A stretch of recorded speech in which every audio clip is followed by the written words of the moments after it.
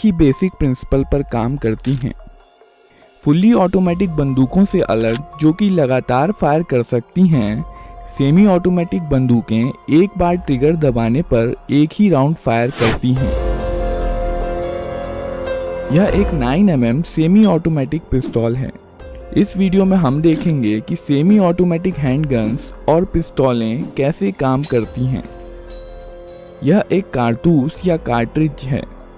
इसे मैगजीन में लोड किया जाता है, जिसमें स्प्रिंग और फॉलोअर इस पर दबाव बनाए रखते हैं।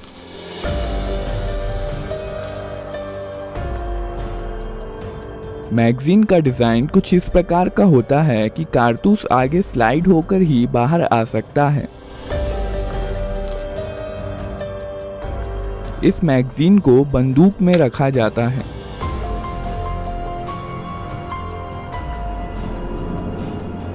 यहाँ पर बंदूक के अंदर के महत्वपूर्ण पार्ट्स दिखाए गए हैं।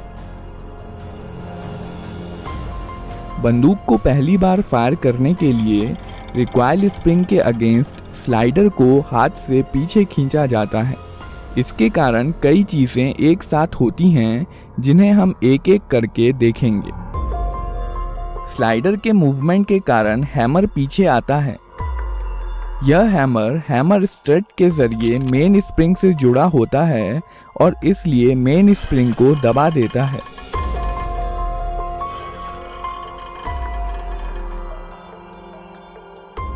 यह सीयर है। यह हैमर के मूवमेंट को कंट्रोल करता है। जब स्लाइडर पीछे जाता है तब सीयर लीफ स्प्रिंग के दबाव में हैमर के साथ एंगेज हो जाता है और हैमर को वापस जाने से रोकता है। जब स्लाइडर को छोड़ दिया जाता है तब रिकॉइल स्प्रिंग के कारण स्लाइडर अपनी पहले वाली स्थिति में चला जाता है, जबकि हैमर सीयर के कारण अपनी स्थिति में बना रहता है। इस प्रक्रिया को कॉकिंग कहते हैं। जब स्लाइडर पीछे आता है तो इस पर बने प्रोजेक्शन बैरल को पीछे की ओर धकेलते हैं, जिसके कारण बैरल कुछ नीचे हो जाता है और इसलिए अब इसमें कारतूस आसानी से भरा जा सकता है। जब स्लाइडर वापस लौट रहा होता है तो यह एक कारतूस बैरल में ले जाता है और बैरल को अपनी पहले वाली स्थिति में धकेल देता है। कारतूस का पिछला हिस्सा एक्सट्रैक्टर में फंस जाता है, जो कि स्लाइडर से जुड़ा होता है। पिस्तौल अब फायर करने के लिए तैयार है। जब ट्रिगर दबाया जाता है, सीयर डिस्कनेक्टर के माध्यम से धकेल दिया जाता है, जिसके कारण यह हैमर से डिसएंगेज हो जाता है।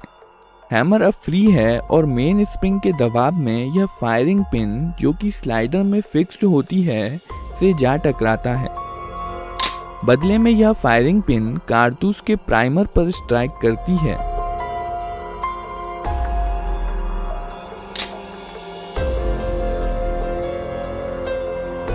प्राइमर में इम्पैक्ट सेंसिटिव एक्सप्लोजिव होता है, जो फायरिंग पिन के टकराने की वजह से जल जाता है।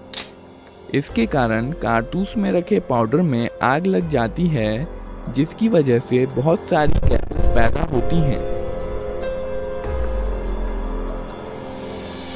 और इस प्रकार बुलेट के पीछे की जगह बेहद हाई प्रेशर गैसों से भर जाती है।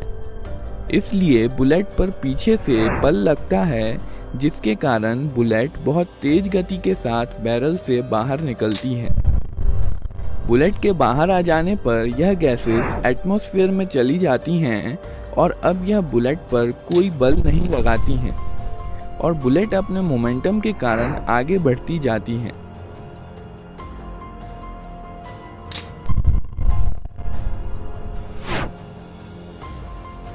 बैरल में कुछ लकीरें और खांचे बने होते हैं, जो आगे बढ़ते समय बुलेट को स्थिरता के लिए घुमा देते हैं। यह गैसें बंदूक पर भी समान और विपरीत बल लगाती हैं और बंदूक को अपने आप रिलोड भी कर देता है। साथ निकाल दिया जाता है। राइडर को पीछे धकेलने में इस्तेमाल हो जाती है। केस या खोखा स्लाइडर के साथ पीछे आता है और इजेक्टर की मदद से बाहर निकाल दिया जाता है।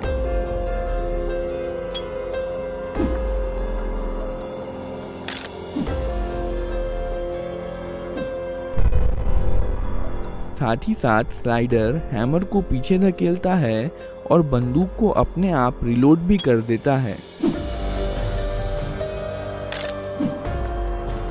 और अब बंदूक अगला राउंड फायर करने के लिए तैयार है। ट्रिगर दबाने पर सीधे सीयर पर धक्का नहीं लगता है, सीयर डिस्कनेक्टर की मदद से धकेला जाता है। जब स्लाइडर पीछे की तरफ जाता है तो इस पर बने स्लॉट की मदद से यह डिस्कनेक्टर को नीचे की तरफ खिसका देता है। अब ट्रिगर और सीयर अलग हो गए हैं और इसलिए ट्रिगर दबे होने पर भी सीयर हैमर के साथ एंगेज हो सकता है। जब ट्रिगर छोड़ दिया जाता है तब डिस्कनेक्टर लीफ स्प्रिंग के दबाव के कारण स्लाइडर के स्लॉट में चला जाता है और अब बंदूक फिर से फायर की जा सकती है। ग्रिप सेफ्टी बंदूक को अपने आप फायर करने से रोकती है। जब बंदूक को हाथ से पकड़ लिया जाता है तभी ट्रिगर डिस्कनेक्टर के जरिए सीयर को मूव कर सकता है।